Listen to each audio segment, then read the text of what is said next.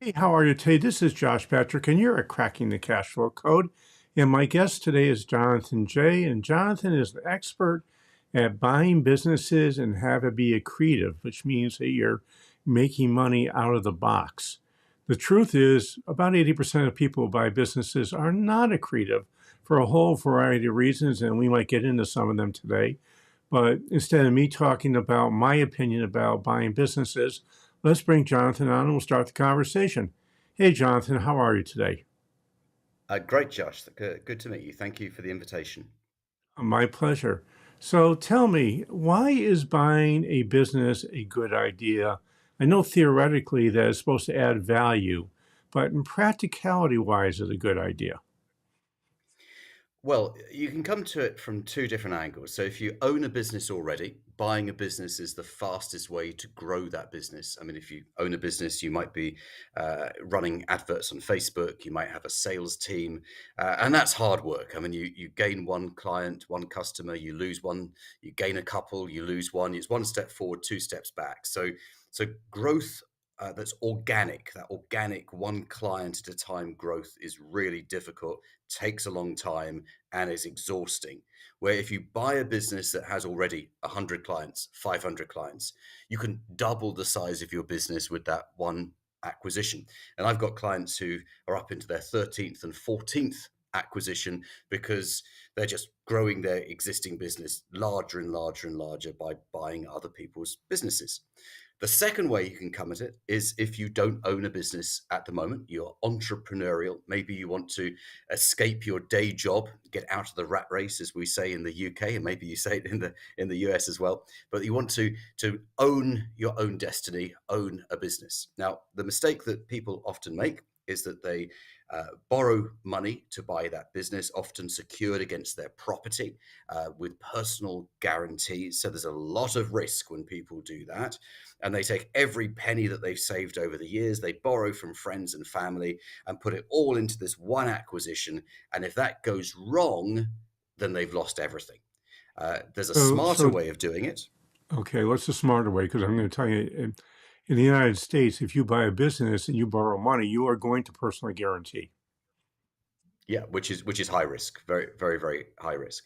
So, and it's pretty much the same in the UK. I mean, it always depends upon the lenders and the position that you come from, but generally the same. So, uh, the smarter way of doing it is to only ever buy a successful, profitable business that is a solid business that makes money year in, year out, that will still make money when you remove the owner of the business. The owner is going to exit typically when you buy the business. There might be a bit of a handover, but it's still got to work even if that owner is no longer there. That's very, very important.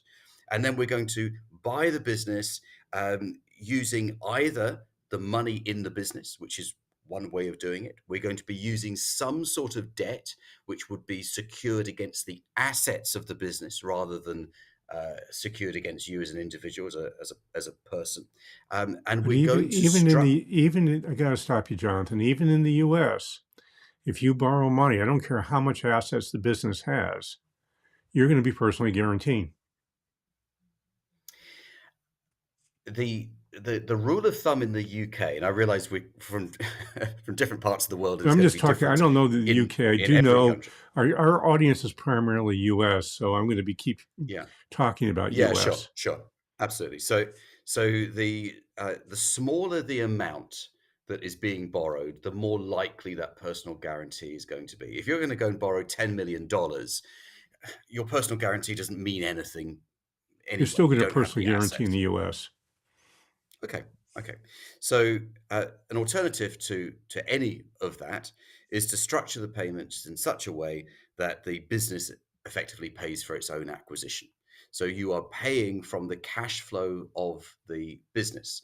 So if you're buying the business for, let's say, $500,000 and it makes $200,000 a year in free cash flow, then you might pay $100,000 of that back to the vendor, the person who sold you the business, over a 5-year plan.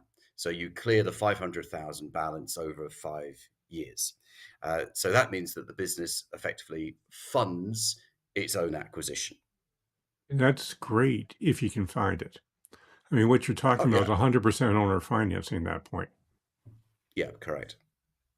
And I But know that if I own a business and I'm advising somebody on selling, there is no way in the world I would ever sell for 100% owner financing.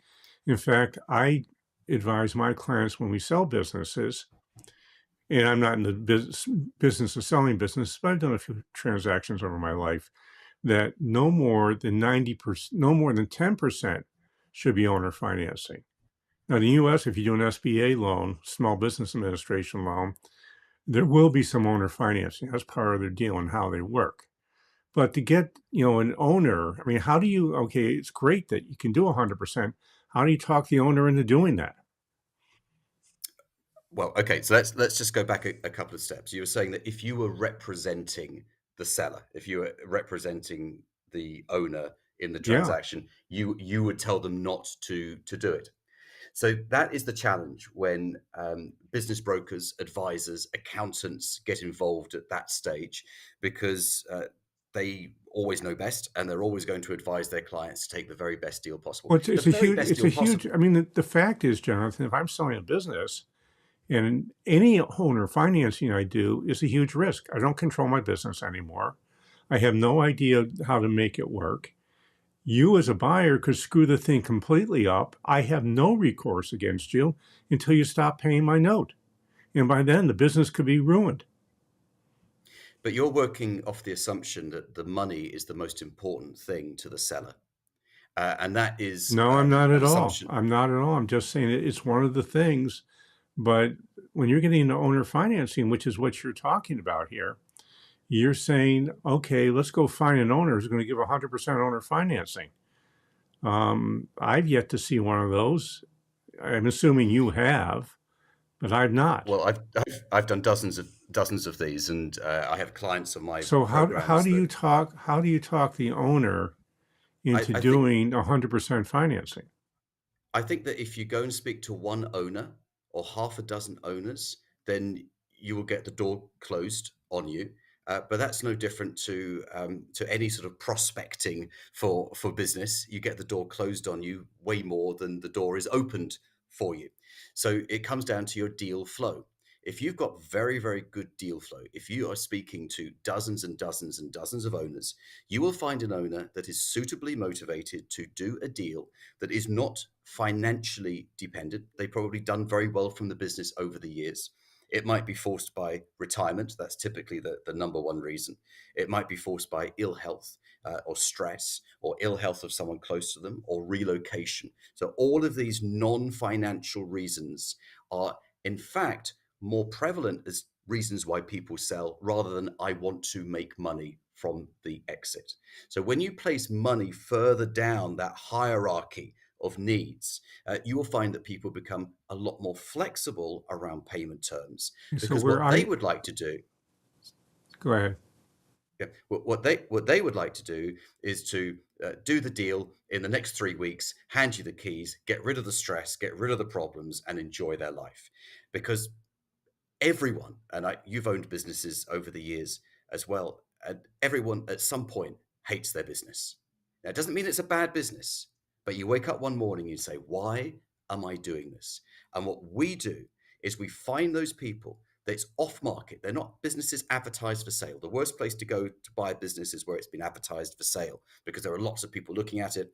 The sellers are represented by tough representatives like yourself, who are going to say, no, no, no, don't do that deal. You can get a better deal. What we want is one business owner to another, one person to another, to find a deal that works for them, works for us, to allow us to buy that business. So what you're hoping for is the opposite of what we hope for. If I'm Yeah, we're on helping different someone sides of sell, the if I'm table. helping to sell a business, I'll tell the person who's selling the business, here's our goal. We want to find a dumb buyer if it's possible. And your goal is you want to find a dumb seller if possible. I No, mean, that's not the that's not truth actually is, that, Jonathan, if someone's going to do 100% owner financing, typically what it is, it's an internal transaction. They're going to sell to their kids. They're going to sell to their managers. They're not going to well, sell to a third party. if if I could just sort of give you a slightly different opinion on a couple of those points. First Sure, of all, sure. there is nothing dumb about someone who's built a business up over potentially decades. That is not a dumb person. That is a I very, didn't very say a dumb smart person. person. I said dumb seller, not a dumb person. Okay. Okay. All right. I didn't realize Because Jonathan, that there was a let's face distinction. it, you got to admit that if you're selling a business and you're doing 100% owner financing, you're taking one huge risk, way bigger risk than Absolutely. the Yeah. buyer is. Yeah. But if you are a motivated seller, your own health, your retirement, time with your children, your grandchildren, not having that millstone of a business around your neck is actually the highest motivation. If you have a Now, what we business, but if you have a business that's a millstone, you don't have a great business. If you have a great business, it's a pleasure to run. now that's again, I would you did I say got at to the tell start you, that we look at might have some I've been doing this differences. for 40 years now. I've been around this for a really long time. And one thing that I mean, the listeners here, that you'll have a chance to talk to folks afterwards. We'll get your contact information. But the truth is, if I have to sell my business fast, I probably have a problem business. That's also I said not no, probably. There are always yeah, exceptions to the yeah. rule, and you're But looking at we're the talking exceptions about to the the rule. exceptions. Yeah, but why can't we look at the exceptions? What is wrong with looking at exceptions? Most people only want to buy one or two businesses. We don't need hundreds and hundreds of them. We're only looking for one or two. So why I've can't we bought look at businesses for exceptions? no money down, and they were all lousy businesses, and we had to fix them. Yeah. Well, the worst business to buy is a lousy business because Well, the someone truth else's is, problem then if I'm becomes your buying a problem. business for no money down, I've yet to see a good business I could buy for that. But this conversation took the turn down the 100% vendor financing route because you Right. were saying that any sort of finance requires a personal guarantee in the US.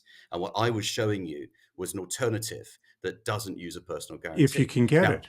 If you can get it. if you can get what? If The you can get finance. now, if I'm, in other words, I'll tell you the other side of this. If I'm uh, going to sell you my business and I don't get a personal guarantee from you, no matter if I loan you $10 or $5 million, I'm a pretty dumb seller because again, I'm taking the risk. I've done. Maybe you're a more cynical seller. No, I'm not cynical. I've been through this, and I used to write for the New York Times, and I've written a bunch of posts about people selling businesses that didn't get a personal guarantee, and they lost all their money because the seller never paid them. But that's so you're focusing now on deals going wrong rather than focusing on what can happen when deals go right. Because Well, the truth, we could look.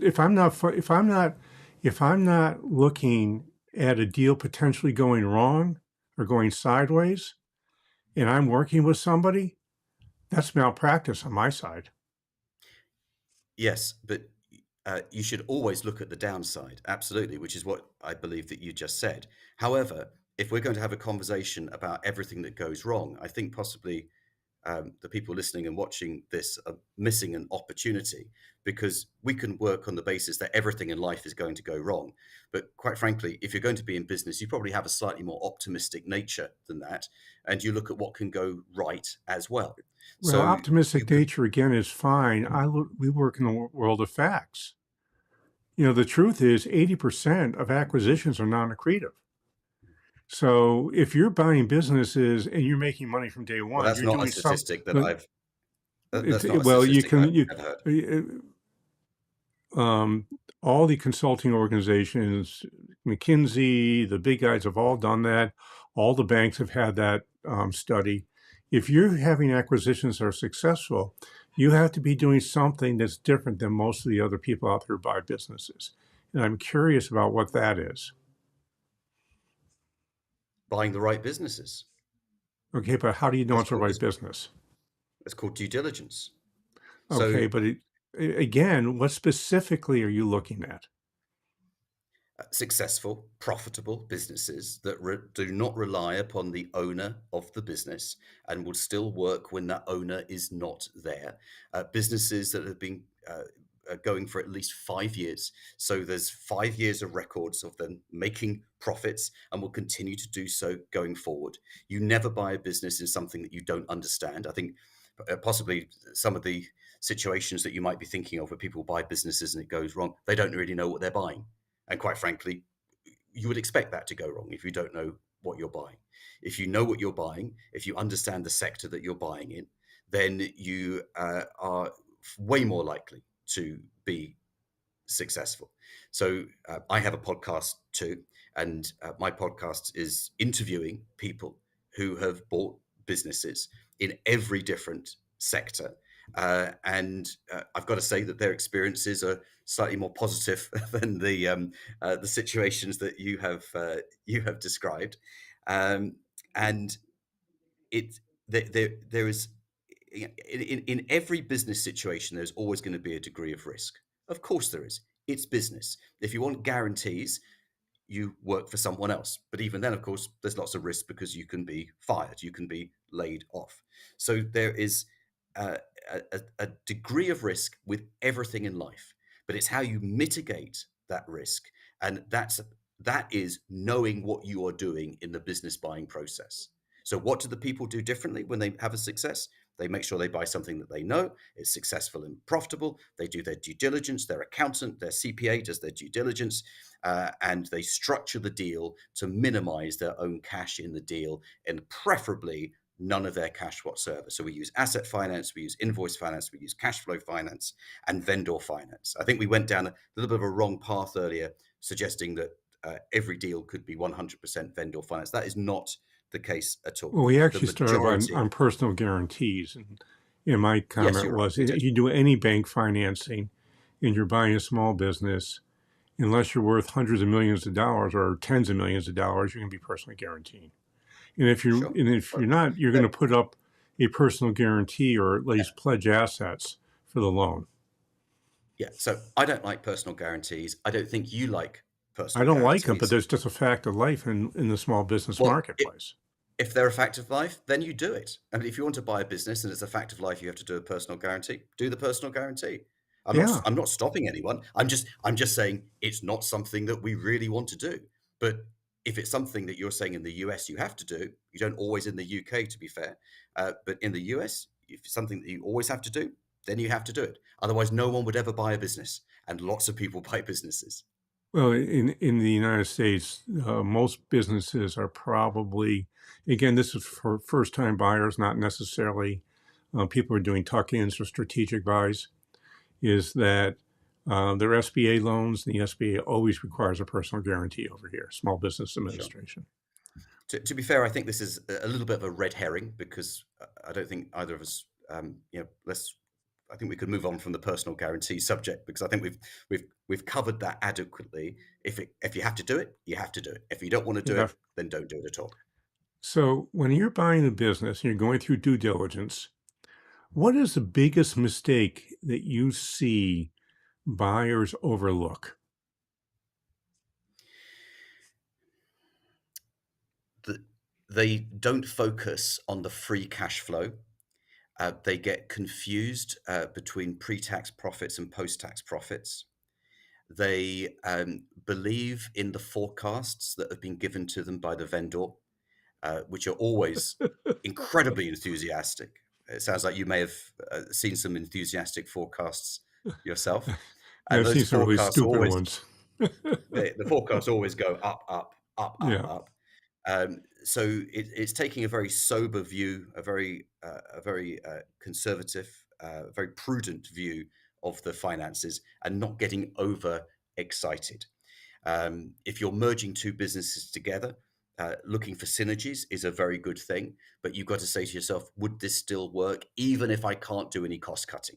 Even if I have to keep them in separate offices, even if I have to keep all the staff, does it still work? Because if you're Well, relying upon Jonathan, one thing, where does cultural fit come in when you're helping to do an integration into, not starting from scratch, but I already have a business, I'm buying it, I'm doing a strategic yeah. acquisition. So where's cultural fit go in there? It's huge. So since the start of the pandemic, I bought 48 businesses, 48 distinct businesses, 48 owners, and merged them into one business. And the biggest challenge was the people. We went from zero number of people to hundreds and hundreds and hundreds of staff all over the UK. And it was very stressful, very, very stressful. The hardest part was getting people to work together. It's way more than giving them a new uniform and a new name badge and putting a new sign over the door. You know, if you've got the culture of one business that you buy might be work hard, play hard. The culture of another business might be, yeah, it's 5 o'clock. We're going home now. We're not going to stay 1 minute extra. So getting everyone to work together is extremely difficult. And there are many times when I've had my head in my hands, um, not really sure what to do next because I've got people who don't want to work with each other. I've got all legal issues. I've got grievances. I've got discriminations. I've got people who are quitting. I've got people who want to fire, and we're recruiting at the same time. We're running hundreds and hundreds and hundreds of adverts on job notice boards every single month to recruit. So the people aspect is the hardest part, and that's quite often overlooked. That's been my experience is when I watch strategic acquisitions go. In fact, we just did one. There was a complete cultural mismatch, and the deal was not going as well as the buyer wanted it to go, which is their fault.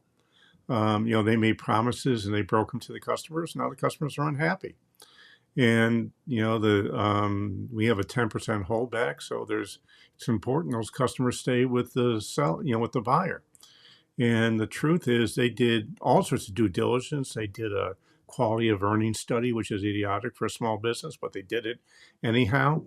And they never did a cultural study, which to me seems to be that's where I'm going to start if I'm going to do an acquisition. Will this business fit into what I'm doing right now? Yeah, absolutely. Your people are your biggest asset or your biggest liability, and Yep. if the people in the business that you buy decide that they don't like you, they don't like the acquirer, then they will sabotage from within. Maybe not even consciously doing it, but they will quietly quit. It's a very popular phrase at the moment. This quiet quitting. I don't know if you've got that phrase in the US, but people Oh yeah. basically, oh, yeah, right. Mentally switch off. And some of those 48 deals that I did during the pandemic were an absolute disaster. And some were wonderful, and many in between, but some went very badly wrong. And that unfortunately happens more often than and you know what you're doing with this. And most people, even the big companies, when they buy businesses or private equity groups, I see them make mistakes all the time when they're Oh buying yes, absolutely. businesses. Yeah. And they're buying stuff they shouldn't buy. In fact, one of our favorite activities is to sell a business to private equity, hang around for 5 years, and buy it back for 50 cents on the dollar after they screw it up. So, I bought a business from a private equity firm in London for $1 because they just wanted to get rid of it. Yeah, it'd been a disaster for 5 years, and then I was able to turn it around and then sell it on for $2 million yeah. a year later, which they could have done, but they just had enough of it. They just wanted to give it Well, they away to don't me. know how to. And private equity guys have great educations. They're very smart, but they Mhm. don't know how to run small businesses. They just don't. That is so true. They We just don't. certainly agree on that. So, Jonathan, unfortunately, we're out of time, and you have some interesting ideas. And I'm going to bet some people listening might want to contact you to have you help them. How would they find you? Well, you can find me on LinkedIn. That's the only social media platform I'm on. So it's Jonathan J on LinkedIn. Or you can go to the website, which is dealmakers.co.uk. Cool. And you've been a great sport today. I really appreciate having you on. And I've got Thank you, two Josh. things I would like to have you do. And the first is, wherever you're listening to this podcast, and I've said this about 377 times now, please give us an honest rating and review. And while you're there, subscribe. We have these sort of fun conversations all the time. And Jonathan's been he's been a really good guest and a good sport about allowing me to disagree with him. And, that's what makes this world interesting, is that when you're looking for an advisor, you want an advisor who fits in with your worldview. And we all don't have the same worldviews. And that's a pretty important thing when you're talking to folks. The second thing I want to do is I write a newsletter every week, and I've been doing this for 18 years weekly, and I've been writing it for 45 years now. Hard to believe I've been doing that long.